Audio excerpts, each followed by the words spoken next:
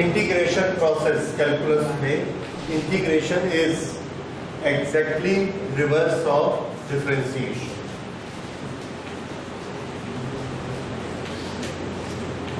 Reverse of differentiation. Okay, इसमें हम दोनों चीजें डिस्कस करेंगे। पहले इंटीग्रेशन कैसे करते हैं मैथमेटिक्स में, और उसके बाद फिजिक्स में किस पोजीशन में, फिजिक्स में किस जरूरत पर हमने इसको यूज करना है, दोनों चीजें। तो पहले प्रोसेस देखते हैं कि इंटीग्रेशन का मतलब क्या होता है। डिफरेंशिएशन में हमने देखा था दो प्रोसेस हमने कंबाइन की थी, डिफरेंस निकालना और फिर डिवीजन करना।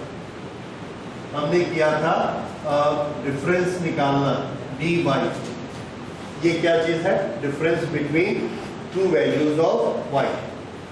dx, the difference between two values of x। जब x में dx चेंज होता है तो y में dy चेंज होता है, क्योंकि y x पर डिपेंड करता है। और इन दोनों चेंज अपॉन चेंज को हमने डिवाइड कर दिया, तो हमको क्या मिलता है, डिफरेंशिएशन। ये प्रोसेस हुआ। तो इसमें हमने पहले क्या किया, डिफरेंस माइनस, उसके बाद क्या किया, डिवीजन। ये दो प्रोसेस हुए। इसको उल्टा कर दीजिए। लास्ट में जो डिवीजन किया था उसको हम पहले करेंगे मल्टीप्लिकेशन।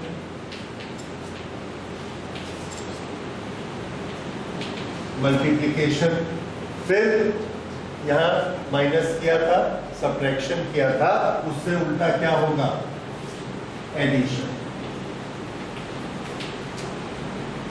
ये दोनों प्रोसेस जब हम मिला देंगे तो ये इसका नाम हो जाएगा इंटीग्रेशन।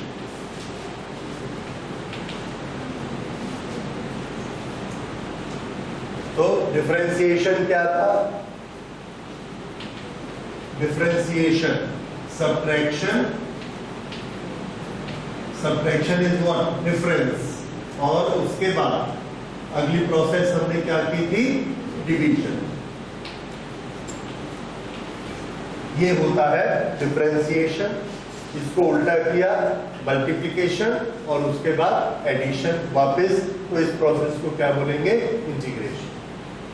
इंटीग्रेशन को लिखते कैसे है, ओके। इंटीग्रेशन के लिए पहले हमने फंक्शन लिया y, उसको मल्टीप्लाई किया, या y is a function of x। तो y का कुछ ना कुछ रिलेशन होगा, 2x² माइनस 3x प्लस 4, ये सब x के फंक्शन। तो ये जो फंक्शन ऑफ x है y, इसको हम मल्टीप्लाई करेंगे dx से, dx से। ये हो गया मल्टीप्लिकेशन। फिर ऐसे एक बार, दो बार, तीन बार, चार बार करते जाएंगे और सबको आपस में ऐड कर देंगे, और ऐड करने के लिए ये हम निशान लगाएंगे, इंटीग्रेशन। तो ये हमारा एक्सप्रेशन बना, इंटीग्रेशन ऑफ y। तो इंटीग्रेशन ऑफ y को कैसे लिखा जाता है, ये एक साइन बनाएंगे इंटीग्रेशन का, ये है y और ये है dx। तो पहले हमने मल्टीप्लिकेशन करना है, फिर एडिशन करना है। तो ये चीज अभी आपको समझ में नहीं आ रही है कि इसमें मल्टीप्लिकेशन और एडिशन कहाँ है। तो देखिए, इसको मैं आपको फिजिक्स के एग्जांपल से बताता हूं। एक ऑब्जेक्ट मूव कर रहा है और उसकी वेलोसिटी लगातार चेंज हो रही है। तो हमने उसका वेलोसिटी टाइम ग्राफ बनाया, वेलोसिटी टाइम ग्राफ बनाया, और वो ऐसा बना, इस तरह से। अब हमने बोला कि टाइम t1 से लेके टाइम t2 तक इसका डिस्प्लेसमेंट बताइए, t1 से लेके t2 तक डिस्प्लेसमेंट। और हमको मालूम है कि डिस्प्लेसमेंट क्या होता है, area below VT graph, area under the VT graph. तो हमने क्या किया, यहाँ पर लाइन खींची और यहाँ लाइन खींची। अब हमको इसका एरिया चाहिए। इसका एरिया अगर हमको चाहिए तो हम नॉर्मल जो हमारे मेथड्स हैं, कौन से, ट्रायंगल का हमको फॉर्मूला मालूम है, रेक्टेंगल का फॉर्मूला मालूम है, इसमें दोनों नहीं है। तो इसमें हम क्या करते हैं, इसमें क्या करते हैं, इसको ध्यान से देखिए। ये जो टाइम है इसको हमने बड़े छोटे छोटे टुकड़े में बांट दिया, ऐसे दिखाने के लिए बड़ा रखा है, पर ये बहुत छोटे छोटे टुकड़े हैं। कितने छोटे हैं? Approaching to 0। कल हमने कंसेप्ट डिस्कस किया था कि ये छोटे को हम कितना छोटा कर सकते हैं, उसका नाम क्या देंगे? Approaching to 0। ये उनमें छोटे छोटे टुकड़े हैं और हर टुकड़े की चौड़ाई है dt। ये टाइम कितना है? dt। पूरा एरिया निकालना है हमको, याद रखिए। ओके, तो यहां हम इसको ऐसे ऊपर उठाते हैं। ये जो चीज हमको मिली ये बहुत ही छोटी है, इतनी छोटी है कि ये जो लाइन टेढ़ी है इसको हम मान सकते हैं कि वो लाइन सीधी। फिर से देखिए, ये लाइन ऐसी है और हमने इसको ऐसा किया, दिख रहा है ये टेढ़ा है, तो हम इसमें रेक्टेंगल का फॉर्मूला नहीं लगा सकते एरिया के लिए। पर अगर हम इसको ऐसा कर दें, अब ये दोनों पॉइंट नजदीक आ गए, डिफरेंस बहुत कम हो गया, अब हम अप्रोक्सीमेटली रेक्टेंगल का फॉर्मूला लगा सकते हैं। अगर आपको अभी भी ऑब्जेक्शन है तो हम ये वाला रेक्टेंगल ले लें। अब देखिए ये ऑलमोस्ट कैसा हो गया? Straight line. अगर हम इसको और छोटा कर देंगे, एकदम छोटा, ये है dt। dt ऑलमोस्ट कितना होता है? 0। अगर इतना छोटा कर देंगे तो ये दोनों एकदम नजदीक हो जाएंगे और ये ऑलमोस्ट कैसा हो जाएगा? Straight line. उस समय अगर हम इसका एरिया निकालेंगे, that is length multiplied by width. ये किसका फॉर्मूला है? रेक्टेंगल का। लेकिन हम उस फॉर्मूले को यहां लगा देते हैं। क्यों लगा देते हैं? हम इस चीज का एडवांटेज लेते हैं कि जब हम चौड़ाई को बहुत छोटा करते हैं तो ऊपर वाली साइड जो पहले टेढ़ी दिख रही थी, ये जो साइड टेढ़ी दिख रही थी, अगर ये लाइनें बहुत ही पास में आ जाएंगी तो उसको हम क्या मान सकते हैं? सीधा मान सकते हैं। ये बात समझ में आ रही है? एक पॉइंट, उसके बाद दूसरा पॉइंट, दोनों पॉइंट एकदम नजदीक कर लिए तो ऊपर की लाइन जो है उसको हम क्या मान सकते हैं? सीधा। अगर उस लाइन को हम सीधा मान सकते हैं तो हम रेक्टेंगल का फॉर्मूला यूज कर सकते हैं, उसकी परमिशन है। तो हम इसमें रेक्टेंगल का फॉर्मूला यूज करेंगे तो इसका एरिया कैसे निकलेगा? इसका एरिया ऐसे निकलेगा कि ये है हाइट है वेलोसिटी v और ये है छोटा सा टाइम dt। तो इसका एरिया कितना हो जाएगा? v into dt। ये एरिया है और ये एरिया पूरा एरिया नहीं है, ये सिर्फ इतने का एरिया है, इस छोटे से। क्योंकि ये छोटा सा एरिया है इसलिए इसके एरिया के सामने भी हम लोग d लगाते हैं, dA, small area. Small area is given by velocity into very small time. ये प्रोसेस आपको समझ में आनी चाहिए। सो ये जो है इसका एरिया हमने कितना निकाला? v into dt। ये वेलोसिटी और ये v, ये इतना छोटा है कि हम इसके टेढ़े होने का ऑब्जेक्शन नहीं कर सकते। उसके बाद यहाँ पर हमने फिर इससे बिल्कुल चिपका हुआ एक और ऐसे रेक्टेंगल बनाया। ये दोनों पॉइंट भी एकदम नजदीक हैं और ये इसका एरिया निकाला। इसका एरिया फिर से कितना निकला? v into dt। फिर तीसरा, फिर चौथा, फिर पांचवा, ऐसा कर करके सबके एरियाज निकालते चले गए। क्या प्रोसेस कर रहे हैं हम? Multiplication. v multiplied by dt, फिर v multiplied by dt, v multiplied by dt। ऐसा करके यहाँ से लेके यहाँ तक पूरा हमने कर लिया। उसके बाद हमारे जितने रिजल्ट आए, इसका रिजल्ट आया छोटा सा एरिया, फिर इसका रिजल्ट आया एक और छोटा सा एरिया, फिर इसका रिजल्ट आया एक और छोटा सा एरिया। ये जितने एरियाज आए सबको हमने क्या कर दिया? ऐड। अगर हम सबको ऐड कर देंगे तो हमने क्या निकाल लिया? पूरा एरिया निकाल लिया और हम पूरा एरिया ही निकालना चाहते हैं। इसलिए ये जो प्रोसेस है, इस प्रोसेस में आप देखिए हमने दो काम किए। पहले क्या किया? Multiplication, v into D T, v into D T, v into D T. कौन सा काम किया? मल्टीप्लिकेशन। उसके बाद मल्टीप्लिकेशन के जितने प्रोडक्ट आए सबको आपस में क्या कर दिया? Add, addition. दोनों काम को इकट्ठा हमने किया तो उस पूरे का नाम क्या हो जाएगा? इंटीग्रेशन। तो इसका जो हमने एरिया निकाला वो इंटीग्रेशन से निकाला। अब उसको लिखेंगे कैसे? तो लिखने का तरीका है, पहले जो दो चीजें हमने मल्टीप्लाई की, कौन कौन सी, v और dt, इसके बीच में डॉट लगाया। ये क्या बताता है कि हमने मल्टीप्लाई किया v और dt। ये बहुत जरूरी है, जो डिफरेंशिएशन में जरूरी शर्त थी वो इसमें भी है कि velocity should be a function of time. तो ये v dt बना। अब ये मल्टीप्लिकेशन हो गया। अब सभी v dt को आपस में जोड़ना है। आपस में जोड़ने के लिए मैथमेटिक्स में आपने एक साइन पढ़ा है, समेशन। समेशन क्या बताता है? पूरी सीरीज को जोड़ना। लेकिन कैलकुलस में उसी साइन को हमने बदल दिया है और उसको हम कहते हैं इंटीग्रेशन। इस साइन को क्या कहेंगे? इंटीग्रेशन। तो इंटीग्रेशन v dt, ये हमको क्या देता है? पूरा एरिया। इस तरह की जरूरत जब हमको फिजिक्स में होती है तो हम कौन सा ऑपरेशन करते हैं? v इंटू dt, और इससे हमको यहाँ पर पूरा एरिया मिलेगा। एरिया तो फिर से देखिए, स्मॉल एरिया dA हमको किससे मिलता था? v इंटू dt से। तो फुल एरिया A किससे मिलेगा? सभी dA को आपस में जोड़ना है। सभी को आपस में जोड़ने के लिए हमने ये साइन लगाया और इसको ऐसा ही लिख दिया, v इंटू dt। ये इंटीग्रेशन का मतलब है।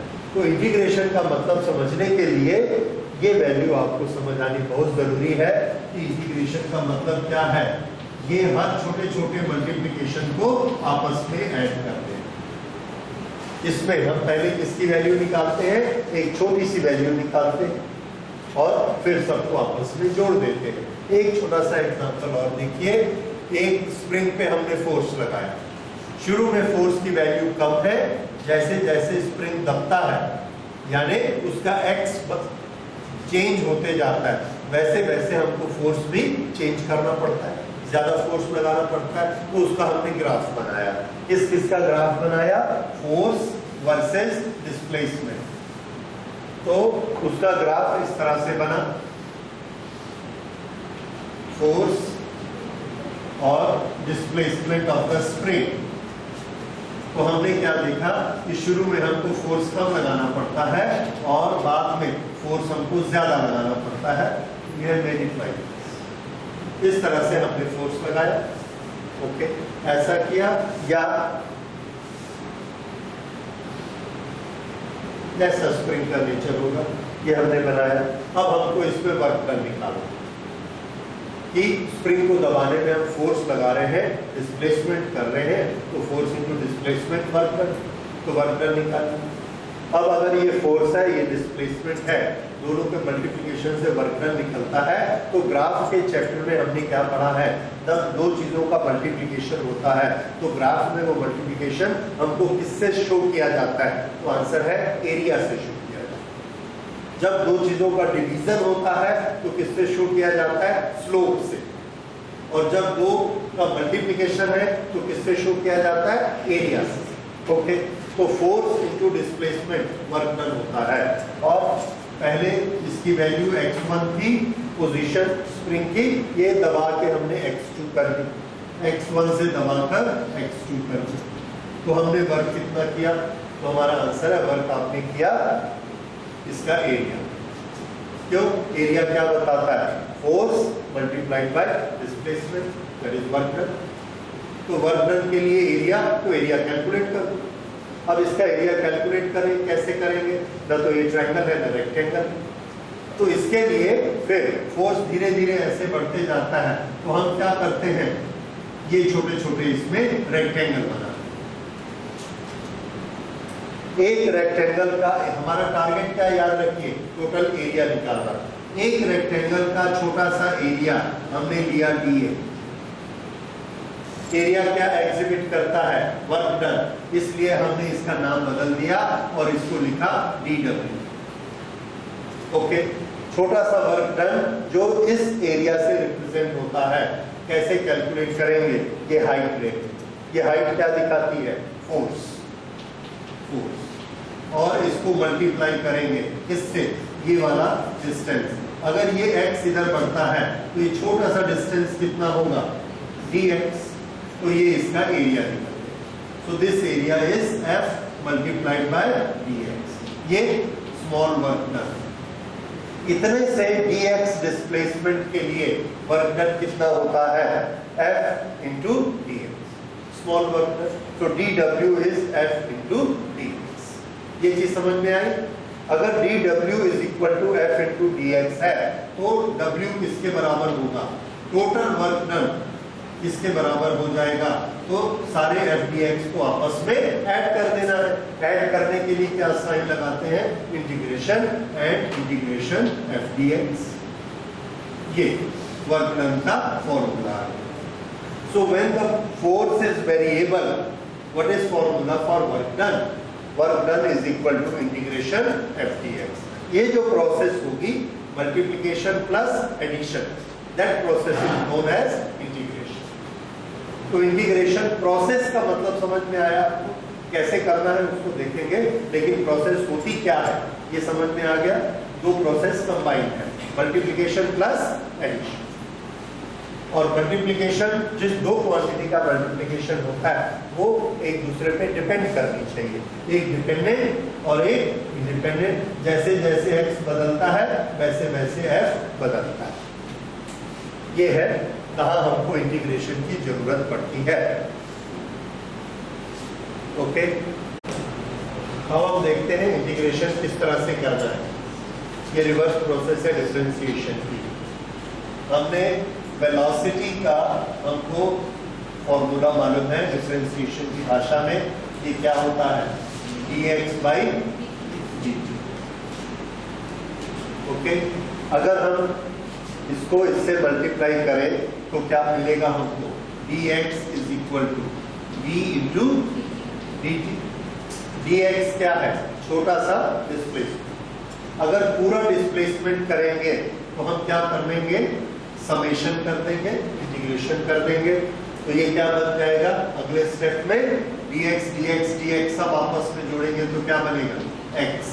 तो इसको इंटीग्रेट करेंगे तो इसको भी इंटीग्रेट करेंगे, तो x is equal to integration v dt।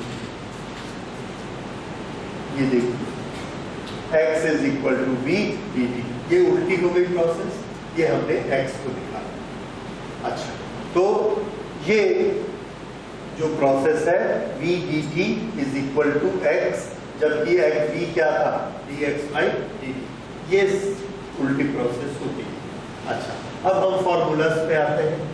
Formula में हमने पहले एक प्रोसेस की थी, that x to the power n, ना इसको मैं इस तरह से लिखता हूं,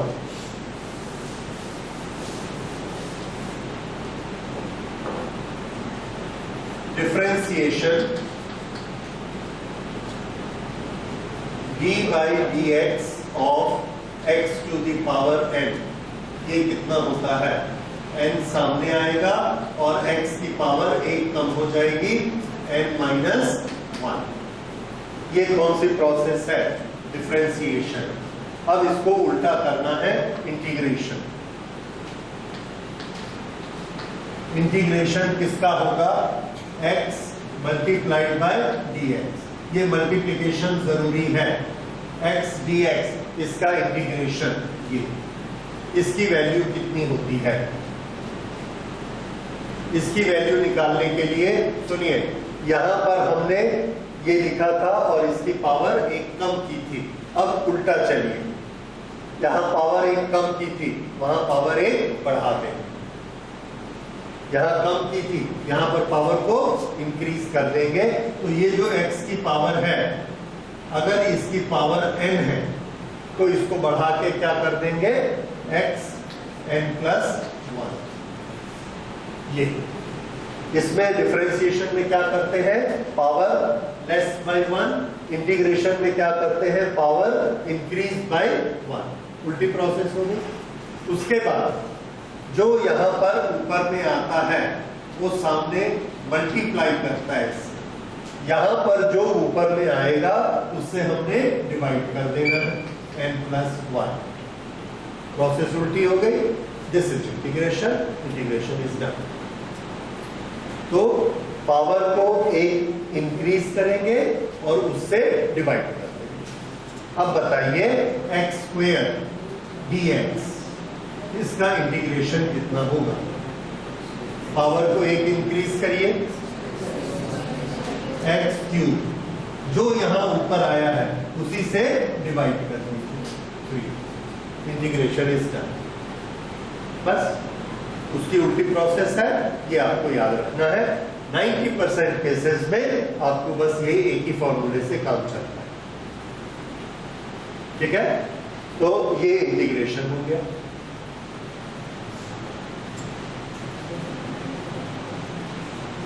अगर कांस्टेंट का मल्टीप्लिकेशन है तो क्या करना? जैसे हमें दिया गया है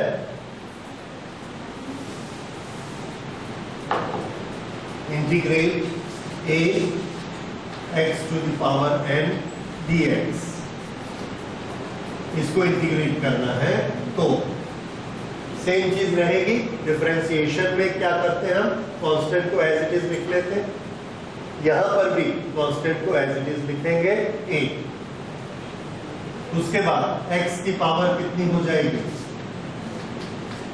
n+1, और इसको डिवाइड किससे कर देंगे? n+1। ये चीज दिस इंटीग्रेशन इज डन, ठीक है? ओके, तो इससे अब बताइए 4x³ dx, इसका इंटीग्रेशन करें।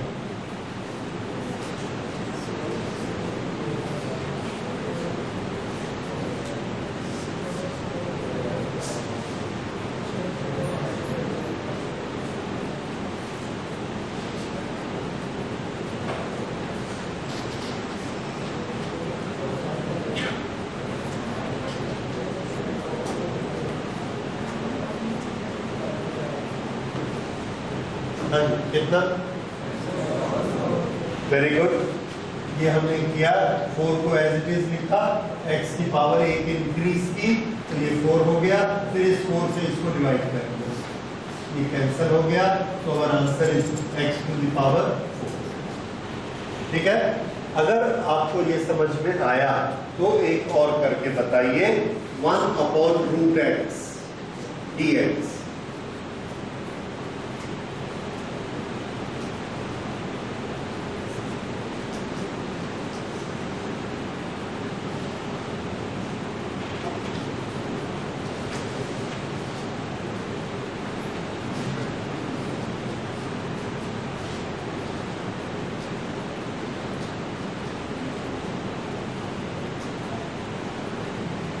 इसको पहले इसमें कन्वर्ट कर लीजिए, x की पावर कितनी हो जाएगी? हाफ, ऊपर जाएगा तो क्या हो जाएगी?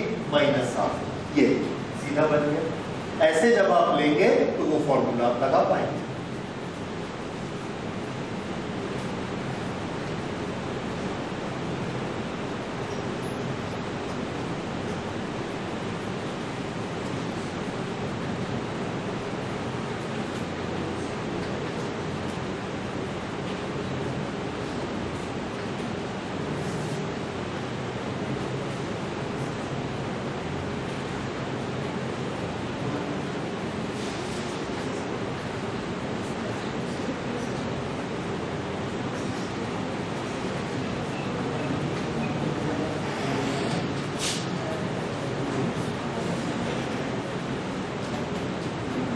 देखिए, इसकी पावर में +1 करना है, +1 कर दिया तो ये कितना हो गया? -½ + 1 इज +½ इसलिए नीचे क्या लिख दिया? +½ हाफ का ये 2 ऊपर चला गया, ये 2 यहाँ आ गया, और ये कितना हो गया? x⁴½ अब x⁴½ क्या होता है? √x। तो अब इसका आंसर क्या आ गया? 2 × √x। तो इसका आंसर क्या आया? तरीका समझ आया? इस तरह से हम इंटीग्रेट कर सकते हैं। आगे जो क्वेश्चन आएंगे उसमें करेंगे। ओके, तो ये हो गया। अब इसके बाद हम लेते हैं limits of integration, that is definite and indefinite integrals. Definite and indefinite integrals.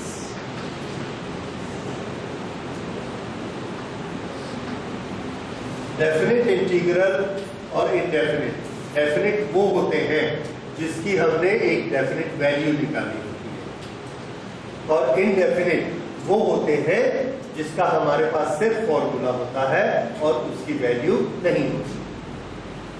फिर से देखिए, जैसे पिछली बार क्वेश्चन में हमने किया था, the velocity is given by 2t² - 3t + 1।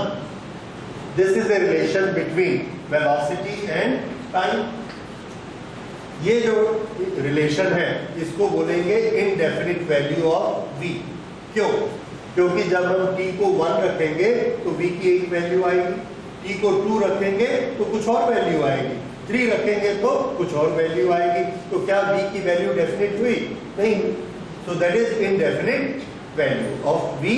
तो इनडेफिनिट वैल्यू में आपको इक्वेशन मिलेगा जिसमें दोनों तरफ वेरिएबल रहेगा। जब हम t की वैल्यू रख देते हैं, जैसे t = 2 रखा, तो t = 2 रखने से ये कितना आ जाएगा? 8 - 6 + 1 दैट इज इक्वल टू 3। तो v की वैल्यू क्या आ गई? 3।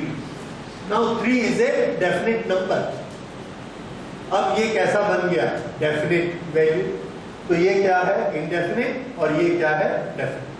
तो जिस इंटीग्रल को करने के बाद हम ये इक्वेशन लाकर छोड़ दें तो वो इंटीग्रेशन कैसा कहलाएगा? Indefinite integration. जब हम उसमें t की, x की, वेरिएबल की वैल्यू रख देंगे और इसकी वैल्यू निकाल लेंगे, उस समय उसको क्या बोलेंगे? Definite integral. तो इंटीग्रेशन दो तरह से होता है। पहले कौन सा बनेगा हमारा? इनडेफिनेट इंटीग्रेशन, हमको एक इक्वेशन मिलेगा। फिर जब हम उसमें वैल्यू रखेंगे तो वो डेफिनेट इंटीग्रेशन हो जाएगा। अब इसमें सुनिए, डेफिनेशन डेफिनेट इंटीग्रल में लिमिट्स का क्या मतलब है? ओके, हमने एक डायग्राम बनाया था, फोर्स और इधर है डिस्प्लेसमेंट। फोर्स, डिस्प्लेसमेंट, ये इस तरह से। अब हमको ये बोला गया कि a force is variable according to displacement. एक कार जा रही है, उसका एक्सेलरेटर हम दबाते हैं या मोटरसाइकिल का एक्सेलरेटर घुमाते हैं तो उस पर फोर्स लगता है। तो शुरू में हमने फोर्स कम लगाया, फिर फोर्स ज्यादा लगा दिया, फिर फोर्स कम कर दिया। जैसे जैसे दूरी बढ़ती है हम फोर्स को कम ज्यादा करते हैं, तो ये उसका बना। तो हमको ये निकालने को बोला गया कि वर्क डन कितना हुआ। तो हमने वर्क डन बताया कि वर्क डन हुआ इंटीग्रल f dx। ये छोटा सा डिस्प्लेसमेंट मल्टीप्लाइड बाय फोर्स क्या देगा? छोटा सा वर्क डन। सारे वर्क डन को आपस में जोड़ दिया तो क्या मिल गया? Total work. ये फॉर्मूला बहुत फेमस फॉर्मूला है, ये एकदम रटा होना चाहिए। Work done is equal to integration f dx।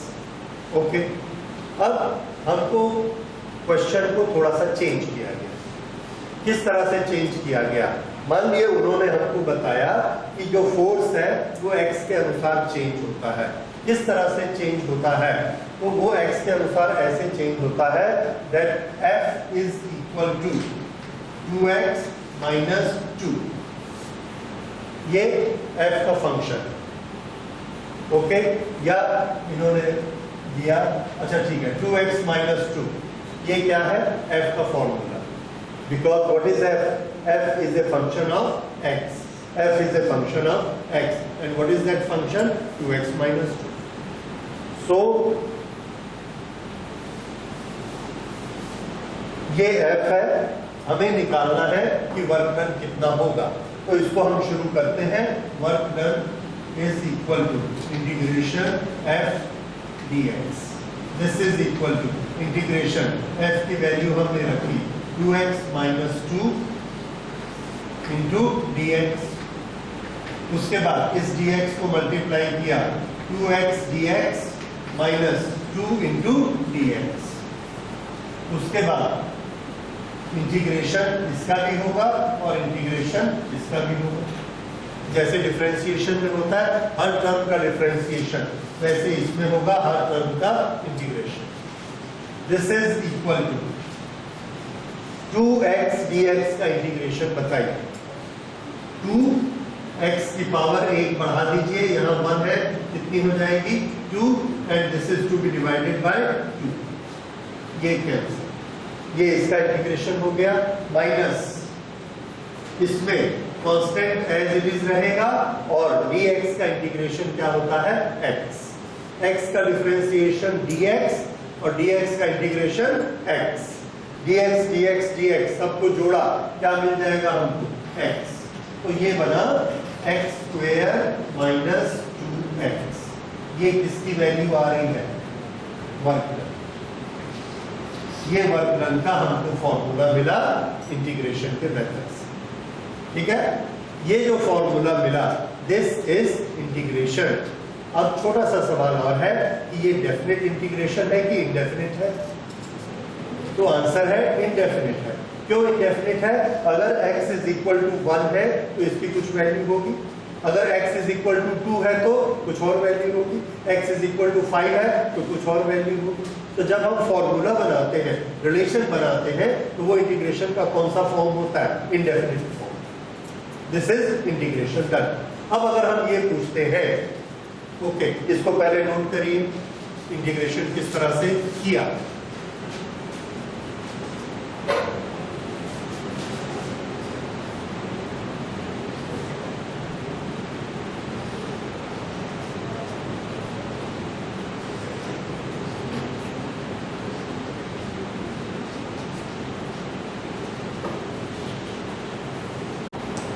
तो इस तरह से एक बार इक्वेशन बनाकर हम रिलेशन निकालते हैं, वर्क का फॉर्मूला निकालते हैं। लेकिन कितना वर्क हुआ, अगर कोई हमसे पूछेगा कितना वर्क हुआ तो हम बोलेंगे पहले डिस्प्लेसमेंट बताओ, वर्क डन किस डिस्प्लेसमेंट के लिए हम बताएं। तो उसने हमको बोला what will be the work done when between the displacement 2 to 5 metre, 2 to 5 metre. वो तो शुरू हुआ 0 मीटर से, 1 मीटर, 2 मीटर, 3 मीटर, 4, 5, 6, 7, 8, 9, 10 ऐसा चलता गया, वर्क बढ़ता चला गया। हमसे सिर्फ क्या पूछा गया है कि वर्क डन निकालो कब से कब तक, 2 से लेके 5। ये जो हमको दो दिए जाते हैं इसको हम कहते हैं लिमिट्स, लिमिट्स ऑफ इंटीग्रेशन। हमको लिमिट क्या दी गई है, सुनिए, lower limit 2 metre, upper limit 5 metre. तो हमसे क्या पूछा गया, 2 मीटर पर जब वो था वहां से वर्क काउंट स्टार्ट करिए, 5 मीटर पर जब पहुंच जाएगा अपनी काउंटिंग बताइए कि 2 से 5 तक उसने कितना काम किया। तो इसको हम कैलकुलस की भाषा में क्या कहेंगे, we have to do the integration with the limits 2 to 5। Okay, इसको लिखना कैसे, इसको हम ऐसे लिखते हैं कि हमको वर्क डन करना है एफ डी एक्स। एक्स कहां से कहां चेंज होता है, 2 से 5, तो जहां से शुरू होता है उसको हम यहां लिखते हैं, this is known as lower limit. फिर जहां खत्म होता है उसको हम यहां लिखते हैं, this is known as upper limit. ठीक है, तो ये लिमिट्स का मतलब क्या होता है कि जब हम एडिशन स्टार्ट करेंगे, एडिशन स्टार्ट करेंगे तो ये पोर्शन के एडिशन हमको नहीं लेना, और इसके बाद ये वाला जो एरिया बनता है ये भी हमको नहीं लेना है। हमको सिर्फ किस एरिया का एडिशन चाहिए, इसका, और ये कहां से कहां तक है, 2 to 5। इसको हम कैसे लिखते हैं कैलकुलस में, ऐसे। ये चीज समझ आए, एडिशन कहां से कहां तक, इंटीग्रेशन कहां से कहां तक, और इन दोनों को क्या बोलते हैं, limits, lower limit and upper limit. अब इसको ऑपरेट कैसे करें, इसको ऑपरेट करने के लिए हम यहाँ x पे इसकी वैल्यू रख देते हैं, लेकिन ये तो 2 है, तो 2 की वैल्यू कैसे रखना है, तो 2 की वैल्यू मैथमेटिक्स देखिए, छोटी सी ज्योमेट्री है। अगर हमको इसका एरिया चाहिए तो हम क्या करते हैं, यहाँ से ये जैसे ऐसे शुरू हुआ था, ये पूरा एरिया निकालो। इस पूरे एरिया को निकालने के लिए हमको x की वैल्यू क्या रखनी चाहिए, 5। x की वैल्यू हम 5 रखेंगे, ये पूरा एरिया निकलेगा। उसके बाद हम यहां तक का पूरा एरिया निकालते हैं। ये एरिया कैसे निकलेगा? x की वैल्यू कितनी रखेंगे? 2, तो ये एरिया निकलेगा। उसके बाद पहले जो वैल्यू निकाली थी उसमें से इस वैल्यू को माइनस कर देंगे, तो ये वाला एरिया आ जाएगा। ये क्या दिखाएगा? 2 to 5। अब देखिए मैं इसको सॉल्व करके बताता हूँ। Work done 2 to 5। अच्छा, जब हमको ऐसा लिमिट दिया जाता है तो लिखने का तरीका देखिए, 2 to 5, इसको भी लिखेंगे 2 to 5, इसको भी लिखेंगे 2 to 5, लेकिन अब हम यहां आ गए तो क्या करना? एक छोटा सा पहले मैं आपको अलग से एक एग्जांपल बताता हूं। Integrate x square 3x square dx with the limits से 2 to 4, ये हमको इंटीग्रेट करना है। ओके, 3x स्क्वायर का इंटीग्रेशन बोलिए, 3 एज इट इज आ जाएगा 3, x स्क्वायर का इंटीग्रेशन क्या होगा? x to the power 3 divided by 3, ये कैंसिल, ठीक है। तो इसका इंटीग्रेशन कितना आ गया? x cube. लेकिन ये लिमिट्स को कहां लिखूं? तो इसके लिए याद रखिए, जब हमको डेफिनेट इंटीग्रल दिया जाता है और हम इंटीग्रेशन कर चुके होते हैं तो इसमें इंटीग्रल साइन लगाना मना है। क्यों मना है? ये क्या कहता है? इंटीग्रेट करो। हमने इंटीग्रेट कर दिया, अब अगर हम ये साइन लगाएंगे तो इसका क्या मतलब है? फिर से इंटीग्रेट करो, जबकि इंटीग्रेशन तो हो चुका। अगर हो चुका तो हम इसको नहीं लगाते। जब डिफरेंशिएशन हो जाता है तो हम d बाई dt को हटा देते हैं। इसी तरह से जब इंटीग्रेशन हो जाता है तो इंटीग्रेशन साइन को हटा देते हैं, लेकिन इस लिमिट को नोटिफाई करना चाहते हैं कि ये एक डेफिनेट इंटीग्रल है। तो हम क्या करते हैं? इस रिजल्ट को एक बॉक्स में लिखते हैं ऐसे। इंटीग्रेशन तो हट गया, अब इसका इंटीग्रेशन नहीं होगा। बॉक्स में लिख के ये जो दोनों लिमिट्स हैं इसको यहां लिख देते हैं। ये मेथड याद रखिए। इसमें और इसमें क्या अंतर है? इंटीग्रेशन हो चुका। क्या निशानी है? इंटीग्रेशन हो चुका। ये साइन नहीं है, dx नहीं है। देखो dx भी गायब और इंटीग्रेशन का निशान भी गायब। इसका मतलब ये इंटीग्रेशन हो गया। लिमिट्स अगर बाकी है तो इसके लिए हमने ये एक बॉक्स बना दिया और इस बॉक्स में नीचे और ऊपर ये दोनों लिमिट्स को लिख दिया। ठीक है, ये अगला स्टेप हो गया। इससे अगला स्टेप देखिए, इससे अगला स्टेप ये होगा, ये बना हमारा this is x cube limits 2 to 4, upper limit 4, lower limit 2, upper limit 4, lower limit 2। अब हम क्या करते हैं? जैसे डिफरेंशिएशन में किया था, x की वैल्यू 4 रखो, तो this is equal to x की वैल्यू 4 रखी तो ये क्या हो गया? 4 to the power 3। उसके बाद x की लिमिट, x की वैल्यू 2 रखेंगे, 2 to the power 3, और इन दोनों को आपस में क्या करना है? ये बड़े एरिया में से छोटे एरिया को क्या किया था? माइनस। तो इसको क्या करना है? माइनस। अब हमको बॉक्स नहीं चाहिए, हमने लिमिट को ऑपरेट कर दिया, लिमिट्स की वैल्यू रख दी ये, और इसका जो भी आंसर आएगा निकाल दिया। तो हम करते क्या है? देखिए, ये जो लिखा हुआ है इसको फिर से लिखेंगे इज इक्वल टू लिख के एक माइनस का साइन लगाएंगे। माइनस के साइन के इस तरफ और इस तरफ, यहां पर x की वैल्यू क्या रखेंगे? 4, तो 4 to the power 3। माइनस के इस तरफ x की वैल्यू क्या रखेंगे? 2 to the power 3। ये हमारा आंसर आ गया।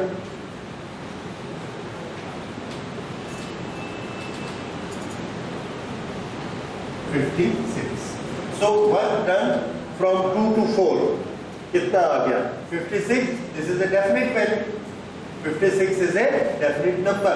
तो ये definite value है। तो ये जो इंटीग्रेशन हमने किया, इस इंटीग्रेशन को क्या कहेंगे? डेफिनेट इंटीग्रेशन, क्योंकि इसमें लिमिट्स थी। तो जब लिमिट्स नहीं दी जाती तो ये इंडेफिनिट इंटीग्रेशन होता है और उसमें हमको फॉर्मूला मिलता है। जब हम लिमिट्स को ऑपरेट कर देते हैं तो हमको एक डेफिनेट वैल्यू, अगर ये डेफिनेट वैल्यू, ये मैंने आपको एक इजी वाला एग्जांपल दिया, अगर इसमें एक की जगह दो टर्म्स हो जाए ये तो ठीक है, एक बार इसके लिए ऑपरेट करेंगे, एक बार इसके लिए ऑपरेट करेंगे, फिर बीच में माइनस कर देंगे, टोटल वर्क डन आ जाएगा। ठीक है, तो आप मुझे करके बताइए।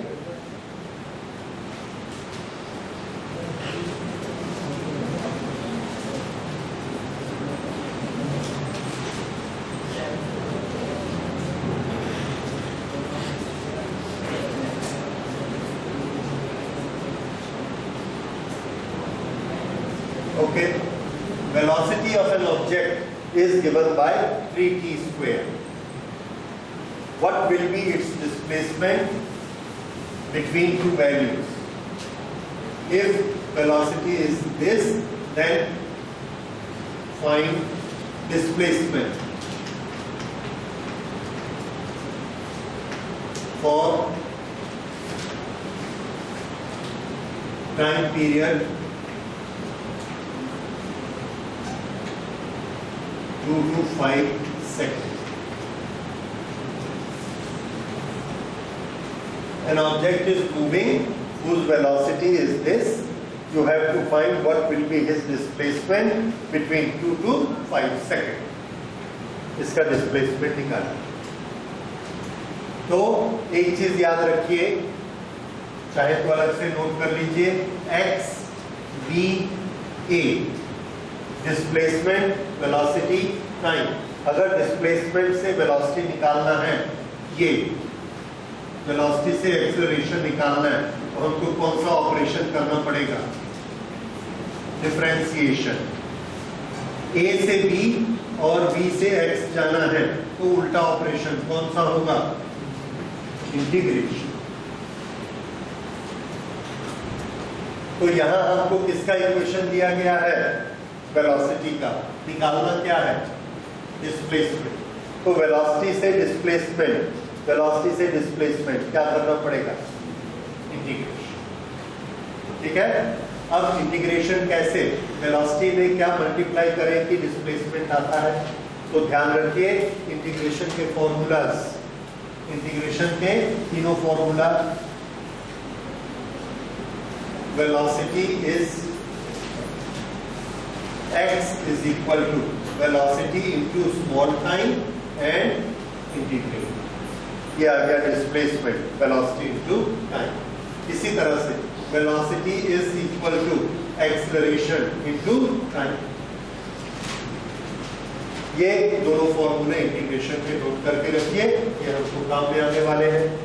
Work done integration force into displacement. ये फॉर्मूला तो आपको रटने रहने चाहिए थे। डिफरेंशिएशन में आपने क्या याद किया हुआ है? v is equal to dx by dt, a is equal to dv by dt, और यहाँ पर f is equal to dw by dx।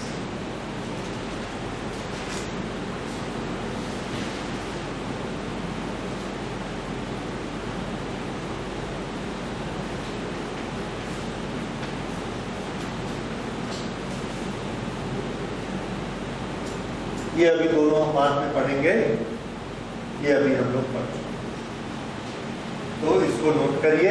अब इसको इसमें अप्लाई करिए।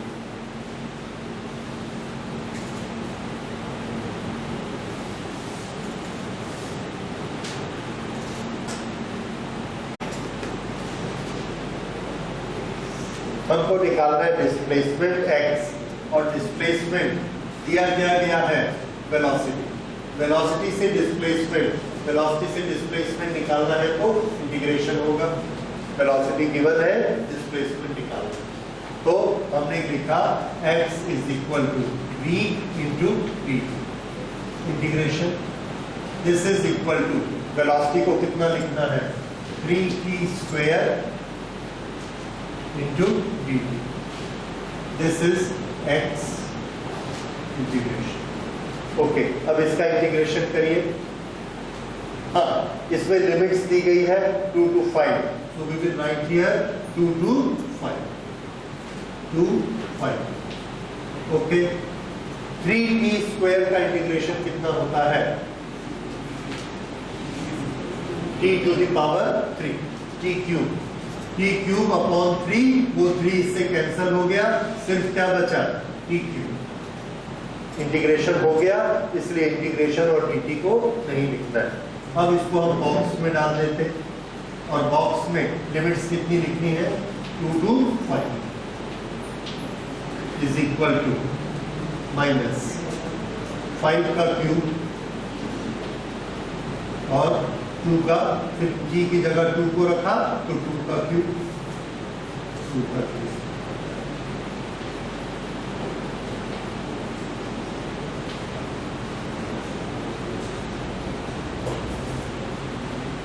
ठीक है. So work done will be how much? Sorry, what will be the displacement from 2 to 5 seconds? The answer is displacement is 117 meter. ठीक है. This is how we found the displacement. तो ये कुछ समझ में आया? तो ठीक है. इसके और न्यूमेरिकल्स, 2-3 न्यूमेरिकल्स और है, उसको हम कल करेंगे, और इसको यूज करके S is equal to UT plus half AT square और जो दूसरे फॉर्मूले हैं उसका डेरिवेशन कल करेंगे. अगली क्लास कब होगी आपकी?